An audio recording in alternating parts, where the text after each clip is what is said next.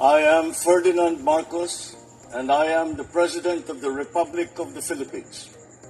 I stand today on behalf of 110 million Filipinos. Everyone, hello universe, it's me again. Shoutout sa inyo mga kababayan. But anyway, mayroon tayong upload videos, updates. That's just in. Nako, ito maganda mga kababayan. At least, naisip nila na isuko itong mga baril nila. Ano? Bakit kanyo? Shoutout sa mga Marcos Lily supporters, Filipino and OFW, April 15, 2026. Anong sabi dito? Basahin pa natin para kompleto, detalyado. Eto na. Ito mga kababayan, no? Dahil alam po natin, ito si Senator Bato, hindi pwede rin na i-underestimate ang kanyang kakayahan pag lumaban, guys, ha? Kasi marami ding galamay ito, no? At yun nga, no? Ayon sa ating mga nabasa, ang daming baril mga kababayan. Bakit kanyo? Sinabi dito guys, ng ABS-CBN News updates. Ayan, PNP, Senator Bato de la Rosa, voluntary surrenders for 20 registered firearms in Davao City. OMGOS. Ayan mabuti naman. Saka isa pa dahil nagtago ito, no? Kung ako lang sa kanya, why not na hindi na lang sa mag-surrender ng mapayapa, kasi mas maganda na yun, no? Dahil kung nagmamatigas siya, no? Katulad niyan, ang daming baril talaga mga kababayan na talagang nakapangalan sa kanya, no? Halimbawa lang, no? Lumaban. Siyempre, hindi mo rin masasabi na ligtas siya or ligtas ang mga kasamahan niya sa side niya. Maaring pwede pa, maaring hindi. Ika nga, alam niyo na ang ibig kong sabihin. Maaring may mangyari sa kanila.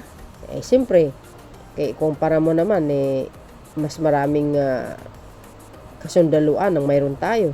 Kung kumpara mo naman sa mga niya, alipores niya, ilan lang, ano.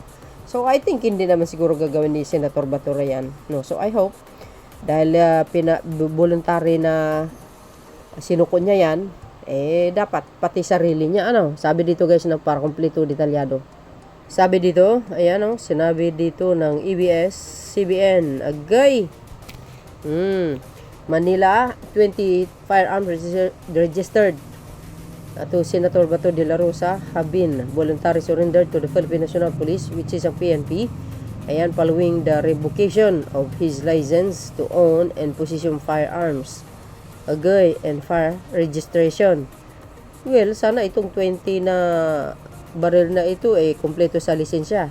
Paano yan kung walang lisensya, di dagdag kasos laban sa kanya? Naku po. The turnover was conducted on June 11 in Davao City by the PNP Civil Security Group through the Regional Cyber Security Unit 11, RCSU-11.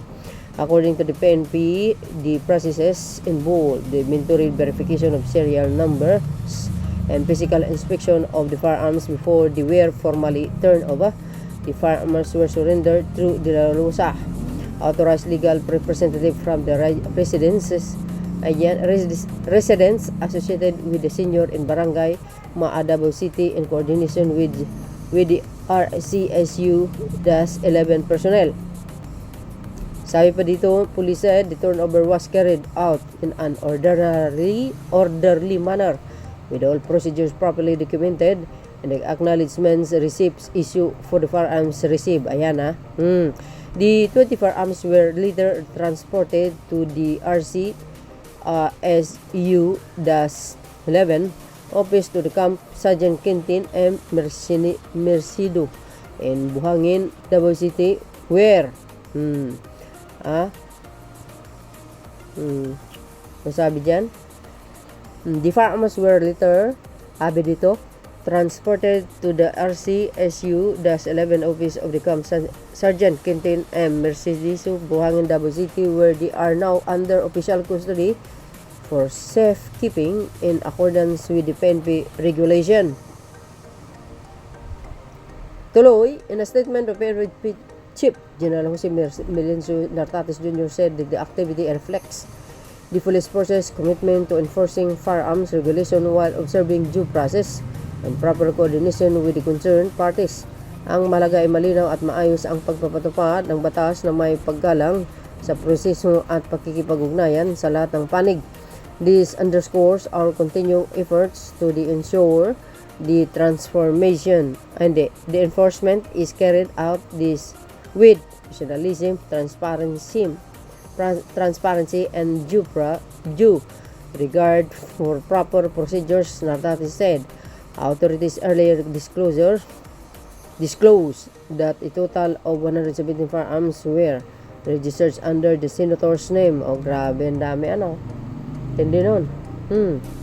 De La Rosa is wanted by the International Criminal Court, tagging him as a co-perpetrator of former President Rodrigo Duterte alleged crime against humanity stemming from the thousands of deaths recorded during the war on drugs campaign.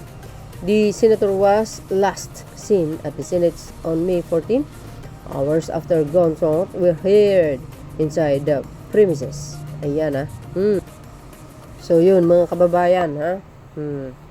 Ayan, sinuko. Voluntary na sinuko ang kanyang mga baril. Maganda naman yun, no? So, hindi natin alam o marami pa. Kaya nga, sa ating mga otoridad, huwag masyadong magkampante. Medyo mapanganib din ang nasa paligid. Marami din galamay ito, mga kababayan. So, yun mga kababayan, ang aking pinaka-latest updates. Thank you guys for watching. See you again on my next upload. Bye bye and baboos. God bless Philippines. Follow me and likes. Bye everyone. There's more.